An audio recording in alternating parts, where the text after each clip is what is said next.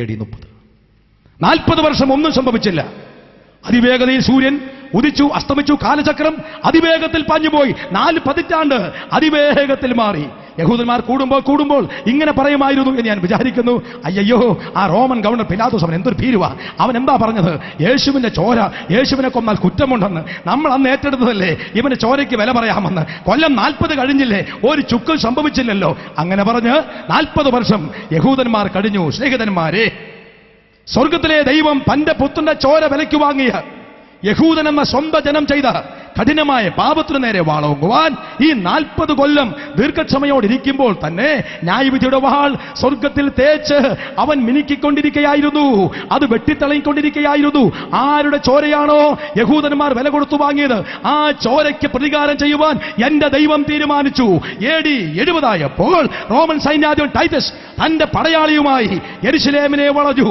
യെരുശലേമിൽ യഹൂദജനം തങ്ങളുടെ പുണ്യഭൂമിയിൽ ആലയത്തിനകത്തും പുറത്തുമായി അവര് തമ്പടിച്ചു. കോട്ടക്കൊത്തളം വളരെ മറച്ച് സുരക്ഷിതമാക്കി അവർ ദൈവത്തോട് നിലവിളിക്കാൻ തുടങ്ങി. പ്രവാചകൻ പറയുന്നത് ഇങ്ങനെയാണ്: അല്ലയോ യഹോവേ, മടങ്ങി വരണമേ. അല്ലയോ യഹോവേ, ഞങ്ങളെ രക്ഷിക്കണമേ. അല്ലയോ ദൈവമേ, ശത്രുക്കൾ ഞങ്ങളെ വളഞ്ഞിരിക്കുന്നു, ഞങ്ങളോട് കരുണ തോന്നണമേ.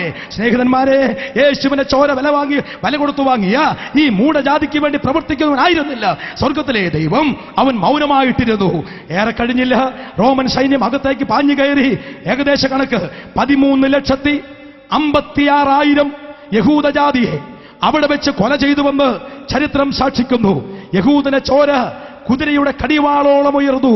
മാത്രമല്ല 97,000 യഹൂദന്മാരെ ഇറ്റലിക്ക് മാത്രം ദാനമായി വിറ്റുകളഞ്ഞുവെന്ന് ചരിത്രം സാക്ഷിക്കുന്നു. തീർന്നുവോ? നിങ്ങൾക്കറിയാം, കഴിഞ്ഞ നൂറ്റാണ്ടുകൾ ഇവർ ലോകത്തിന്റെ വിവിധ രാജ്യങ്ങളിലേക്ക് അതിവേഗത്തിൽ പലായനം ചെയ്തു.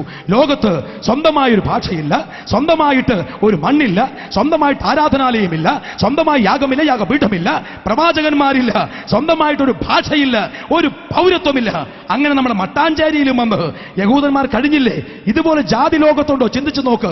1900-ലേറെ വർഷം ലോകത്ത് ചിതറിക്കിടന്നിട്ട് ആർക്കും വേണ്ടാത്തൊരു ജാതി. ഒടുവിൽ ബ്രിട്ടൻ ദാനമായി കൊടുത്ത ഒരു പിടി മണ്ണും വാങ്ങി ഇപ്പോഴും പലസ്തീനിൽ ചോര ചൊരിയുന്നു യഹൂദ ജാതി. എന്താണ് അതിന്റെ കാരണം? ഇവന്റെ രക്തം ഞങ്ങളുടെ മേലും ഞങ്ങളുടെ മക്കളുടെ മേലും വരട്ടെ. യേശുവിന്റെ ചോരയെ തൊട്ട് കളിച്ചാൽ അത് തീക്കളിയാണ്, സംശയമില്ല. അതിന്റെ വ്യക്തമായ തെളിവ് യഹൂദന്റെ ചരിത്രം. കൊടുത്തു തീർന്നില്ല സ്നേഹിത. ആ ചോരയെ തൊട്ടതിന്റെ പ്രതികാരം തീർന്നില്ല. അവന്റെ മക്കളും കൊച്ചുമക്കളും അനുഭവിച്ചു തീർന്നില്ല. ഇന്ന് രാത്രിയിൽ വേദനയോടെ വിനയത്തോടെ ഒരപേക്ഷ എനിക്കുണ്ട്. നിങ്ങൾ ആര് തന്നെയെങ്കിലും ഞാൻ പാദം പിടിച്ചപേക്ഷിക്കാം. യേശുവിന്റെ പുണ്യാഹ രക്തത്തെ അശുദ്ധമെന്ന് വിചാരിക്കരുത്. നിന്റെ പാപത്തിന്റെ പരിഹാരത്തിനു വേണ്ടി കാൽവരി ക്രൂശിൽ 33.5 വയസ്സിലെ തളയ്ക്കുന്ന ചോര താഴെ കൂറ്റി തന്ന ദൈവപുത്രന്റെ സ്നേഹത്തെ നീ ചവിട്ടി തേച്ചു പോകരുത്. അവന്റെ ചോരയെ തൊട്ട് കളിച്ചാൽ ഇങ്ങനെ മടങ്ങി വരാതെ വണ്ണം ഈ ഭൂമണ്ഡലം വിട്ട് നീ മാറ്റപ്പെടുമ്പോൾ ദൈവത്തിന്റെ കോപത്തിന് മുമ്പിൽ ന്യായവിധി മാത്രമല്ലാതെ നിനക്ക് വേറെ ഒന്നും അവശേഷിച്ചിട്ടില്ല. ദൈവം ക്ഷമിക്കാതെ ന്യായം വിധിക്കുമെന്ന് ബൈബിൾ വെളിപ്പെടുത്തിയ കഠിനമായ 3ാമത്തെ പ്രയോഗം. കൃപയുടെ ആത്മാവിനെ നിന്ദിക്കുകയും ചെയ്തവൻ എത്ര കഠിനമേറിയ ശിക്ഷയ്ക്ക് പാത്രമാകും എന്ന് വിചാരിപ്പി. കൃപയുടെ ആത്മാവിനെ നിന്ദിക്കുക. വേദപുസ്തകത്തിൽ പരിശുദ്ധാരൂപിക്ക് പല പേരുകൾ നൽകിയിട്ടുണ്ട്. അതിലൊരു പേരാണ് കൃപയുടെ ആത്മാവ്. പരിശുദ്ധാത്മാവിനെ നിന്ദിക്കുക. എന്താ ആത്മാവിനെ നിന്ദിക്കുക എന്ന് പറഞ്ഞാൽ ഒറ്റ വാക്കിൽ പറയാം. കർത്താവായ യേശു പറഞ്ഞു, ഞാൻ ആത്മാവിനെ നിങ്ങൾക്ക് തരും എന്ന് പറഞ്ഞാൽ ഞാൻ പോയ ശേഷം കാര്യസ്ഥലങ്ങളുടെ അടുക്കിലേക്ക് അയക്കും. പരിശുദ്ധാത്മാവ് വന്നു കഴിഞ്ഞാൽ പാപത്തെക്കുറിച്ചും നീതിയെക്കുറിച്ചും ന്യായവിധിയെക്കുറിച്ചും നിങ്ങൾക്ക് ബോധം വരുത്തും. ഇന്ന് രാത്രിയിൽ നിങ്ങൾ ഈ സുവിശേഷം കേൾക്കുമ്പോൾ ഓർക്കണം, ദൈവത്തിന്റെ ആത്മാവ് നിങ്ങളോട് സംസാരിക്കുന്ന സമയമാണിത്. മാനുഷികമായിട്ട് ഞങ്ങൾ കേവലം ഉപകരണങ്ങൾ മാത്രം. നിങ്ങൾ ഒരു കാര്യം സമ്മതിക്കണം എന്നൊരു അപേക്ഷ എനിക്കുണ്ട്. കഴിഞ്ഞ അനേകം മാസങ്ങളായി എൻ്റെ പ്രിയപ്പെട്ടവരെ, 100 കണക്കിന് ദൈവമക്കൾ ഈ യോഗത്തെയോർത്ത് ഞങ്ങൾ പ്രാർത്ഥിച്ചുകൊണ്ടേയിരുന്നു. ഈ സമയത്ത് ഇപ്പോൾ പ്രാർത്ഥിക്കുന്ന അനേകർ ഇവിടെ ഉണ്ടെന്ന് നിങ്ങൾ ഓർക്കണം. മാത്രമല്ല, ഈ കേരളത്തിന്റെ പല തെരുക്കോണിലും പല ഭവനങ്ങളിലും ഇന്ന് രാത്രിയിൽ ഈ പ്രസംഗത്തെ ഓർത്ത് ഈ സന്ദേശത്തിന്റെ ഗുണകരമായ ഫലകരമായ അനുഭവത്തിന് വേണ്ടി പ്രാർത്ഥിക്കുന്ന അനേക ദൈവമക്കളുണ്ട്. എന്താണെന്നറിയാമോ? ആ പ്രസംഗം ശരിയായോ ഇല്ലയോ അത് ഞങ്ങളുടെ വിഷയമല്ല. പാട്ട് എങ്ങനെയിരുന്നു അത് ഞങ്ങളുടെ ഒന്നാമത്തെ കാര്യമല്ല. ഞങ്ങളുടെ ഹൃദയത്തെ മതിക്കുന്ന ഏറ്റവും വലിയൊരു ഭാരമുണ്ട്. ഈ സുവിശേഷം കേൾക്കുന്ന ഞങ്ങളുടെ ബഹുമാന്യ ശ്രോതാക്കൾ പാപങ്ങൾക്ക് പരിഹാരം പ്രാപിച്ച് ദൈവമക്കളായി തീരണം. നീ ഒരു പാപിയാണ്, ദൈവ നീതിമാനാണ്, നിനക്ക് മരണശേഷം ന്യായവിധിയുണ്ട്. ഈ കാര്യം പരിശുദ്ധാത്മാവ് ബോധ്യമാക്കുമ്പോൾ, അയ്യോ കർത്താവേ, ഞാൻ പാപിയായ മനുഷ്യനാണ്, എന്റെ പാപത്തെ ക്ഷമിക്കണമേ, ക്രൂശിങ്കിലേക്ക് വരുന്നു, എന്റെ കർത്താവായ യേശുവിനെ എന്റെ രക്ഷിതാവായി ഞാൻ അംഗീകരിക്കുന്നു എന്ന് ഞങ്ങളുടെ സഹോദരി സഹോദരന്മാർ പറയണമേ. അവർ അംഗീകരിക്കാൻ മനസ്സ് കൊടുക്കണമേ. ഇതാണ് ഞങ്ങളുടെ പ്രാർത്ഥന. പ്രിയപ്പെട്ടവരെ, പ്രസംഗിക്കാമെന്നല്ലാതെ പറഞ്ഞു കേൾപ്പിക്കാമെന്നല്ലാതെ ആരെയും ഈ വിശ്വാസത്തിലേക്ക് ബലമായി കൊണ്ടുവരുവാൻ ഞങ്ങൾക്ക് അനുവാദമില്ല. അതുകൊണ്ട് വളരെ വേദനയോടെ ആത്മാർത്ഥതയോടെ പാദം പിടിച്ച് ഒടുവിലായി ഞാൻ പറയുന്നു, നിങ്ങളുടെ പാപങ്ങൾക്ക് പരിഹാരം വരാതെ, യേശുക്രിസ്തുവിനെ രക്ഷിതാവായി ഉള്ളത്തിൽ കൈക്കൊള്ളാതെ ഒരാൾ പോലും എഴുന്നേറ്റ് പോകരുത്. ഒരു വാക്ക് പ്രാർത്ഥിക്കാൻ പോകുകയാണ്. ദയവ് ചെയ്ത് എല്ലാവരും കണ്ണുകളൊന്ന് അടയ്ക്കാമോ? ഒരു സെക്കൻഡ് തലയൊന്ന് താഴ്ത്താമോ? കാഴ്ചക്കാരായിട്ട് ആരും ഇവിടെയില്ല എന്ന് ഞാൻ വിനയത്തോടെ ഓർപ്പിക്കുന്നു. ദൈവമക്കൾ പ്രാർത്ഥിച്ചുകൊണ്ടിരിക്കുക.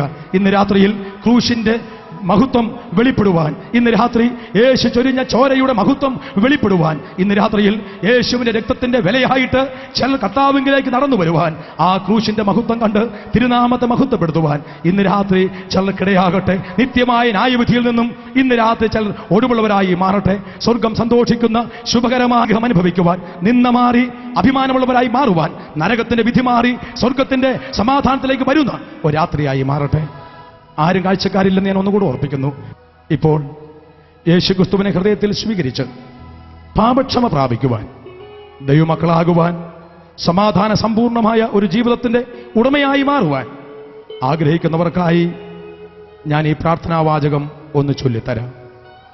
നിങ്ങൾ വിശ്വാസത്തോടുകൂടെ ഈ വാക്ക് പ്രാർത്ഥിക്കുക മാത്രം ചെയ്താൽ ദൈവം നിങ്ങളുടെ പാപത്തെ ക്ഷമിക്കും. ഇതുവരെയും രക്ഷിക്കപ്പെടാത്തവർ, മരിച്ചാൽ എവിടെ പോകും എന്ന് നിശ്ചയമില്ലാത്തവർ, ഇന്ന് രാത്രി എൻ്റെ പ്രാണനെ കർത്താവ് ചോദിച്ചാൽ എരുതിയിലേക്കായിരിക്കുമോ കാലെടുത്ത് വെക്കുന്നത് എന്നുറപ്പില്ലാത്തവർ, ദയവ് ചെയ്ത് വിശ്വാസത്തോടെ ഇത്രമാത്രം പ്രാർത്ഥിക്കുക. എൻ്റെ പാപത്തെ ക്ഷമിക്കണമേ, എൻ്റെ കർത്താവും എൻ്റെ രക്ഷിതാവുമായി ഞാൻ അങ്ങേ ഇപ്പോൾ ഹൃദയത്തിൽ സ്വീകരിക്കുന്നു.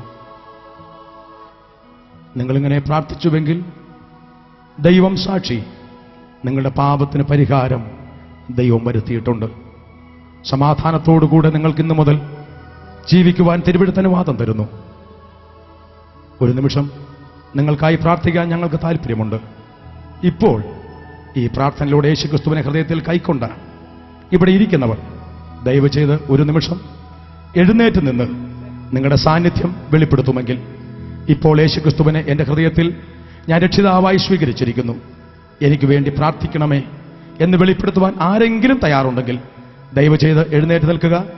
നിങ്ങൾക്ക് വേണ്ടി ഞങ്ങൾ പ്രാർത്ഥിക്കും. ഒരു ചടങ്ങായിട്ടല്ല, ആചാരമായിട്ടല്ല, പക്ഷേ സ്വർഗം നിങ്ങളെ കുനിഞ്ഞു നോക്കുന്നുണ്ട്.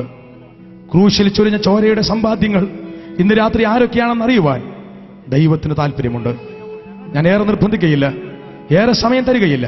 സഹോദരിമാരുടെ കൂട്ടത്തിൽ ആരെങ്കിലും ധൈര്യത്തോടുകൂടെ എനിക്ക് വേണ്ടി നിന്നയേറ്റ് മരിച്ച എൻ്റെ ഈശോ മിശിഹായ്ക്ക് വേണ്ടി, കർത്താവിന് വേണ്ടി എൻ്റെ ഹൃദയം ഞാൻ തുറന്നു കൊടുത്തിരിക്കുന്നു, എനിക്ക് വേണ്ടി പ്രാർത്ഥിക്കണം സഹോദര, വെളിപ്പെടുത്താൻ ആർക്കെങ്കിലും താല്പര്യമുണ്ടോ? സഹോദരന്മാരുടെ കൂട്ടത്തിൽ ആരെങ്കിലും ഉണ്ടെങ്കിൽ ദൈവം നിങ്ങളെ അനുഗ്രഹിക്കും.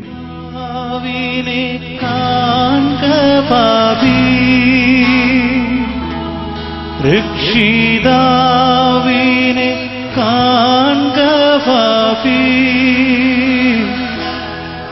നിന്റെ പേർക്കല്ലയോ ക്രൂശിന്മേൽ തൂങ്ങുന്നു, നിന്റെ പേർക്കല്ലയോ ക്രൂശിന്മേൽ